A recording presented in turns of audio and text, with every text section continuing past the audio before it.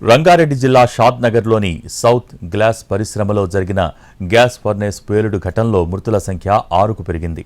గాయపడ్డ 15 మందికి ఆసుపత్రిలో చికిత్స కొనసాగుతోంది. ఒడిశా, బీహార్, యూపీ నుంచి వచ్చిన కార్మికులు ఈ ఫ్యాక్టరీలో ఎక్కువగా పనిచేస్తున్నారు. మృతులంతా బీహార్, ఒడిశా, యూపీ వాసులే. గ్యాస్ కంప్రెస్ చేస్తుండగా పేలుడు సంభవించడంతో ప్రమాద తీవ్రత ఎక్కువగా ఉంది. కంప్రెషర్ భారీ పేలుడు ధాటికి షెడ్ కుప్పకూలింది. కార్మికుల మృతదేహాలు ఛిద్రమయ్యాయి. ప్రమాద స్థలంలో దృశ్యాలు కంట తడిపెట్టించాయి.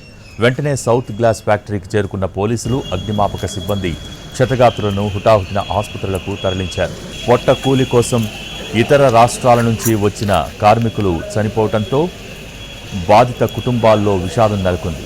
ప్రమాద సమయంలో కంపెనీలో 150 మంది కార్మికులు ఉన్నారు.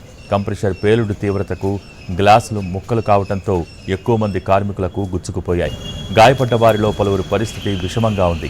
గాయపడ్డ వారికి మెరుగైన చికిత్స అందించాలని సీఎం రేవంత్ రెడ్డి ఆదేశించారు.